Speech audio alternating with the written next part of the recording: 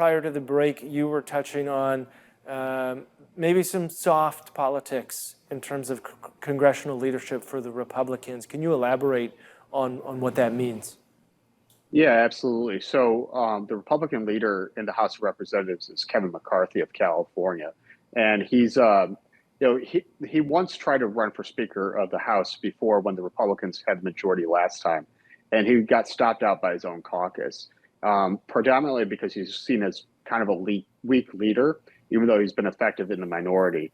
On the other side of the coin is Senator Mitch McConnell and he's the Republican leader in the Senate. And he's a lot stronger on message, but he has a situation where he actually has fewer races to contend with versus Kevin McCarthy does. And Kevin McCarthy has to have a stronger, more broad appeal message that appeals to independents across the country, and we're just not seeing it. Yeah, that's a very good point. The political issues of the day for congressional leadership in Congress is different than the Senate. There are fewer races to focus on, and so it may be easier in the Senate to kind of narrow down that messaging. On messaging, on the Democratic side, some have posed that some of the leaking of support from the Democrats is a focus on faculty lounge progressive politics over pocketbook issues. Are we seeing that play itself out in polling?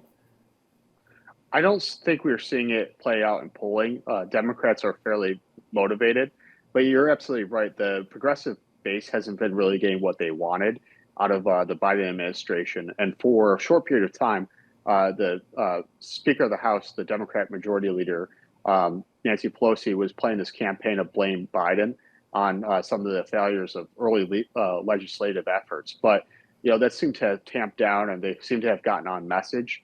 And they're really kind of making sure that they're both preserving their left-wing progressive base, but also appealing to the moderates that actually helped them get Joe Biden get elected in 2020. And on the note of President Biden, there were some rumors that folks inside the Democratic establishment were hoping for him to step aside. I mean, his age is one, his popularity in terms of the American electorate is another. Is there any reality to that? For me, as an outsider, that seems like something that would be completely uncharacteristic. But do you see that as having any basis in reality? It would be completely uncharacteristic.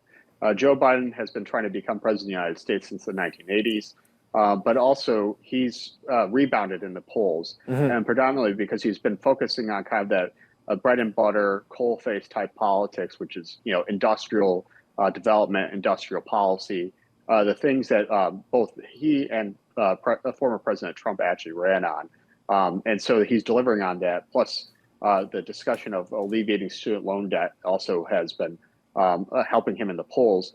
The thing you have to remember with this is that his vice president, Kamala Harris, is a very powerful former U.S. senator and current vice president, of course.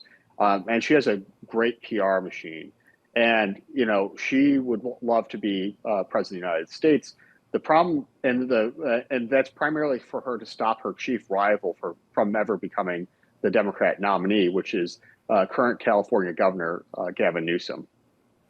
So you really feel that Gavin Newsom is the anointed one in terms of next to head the Democratic ticket? And I only ask that because, he faced a recall initiative in his own state. There's a lot of grumblings about the overall state of California, brownouts, drought, all sorts of issues there. Is he the formidable enough to rise above those issues?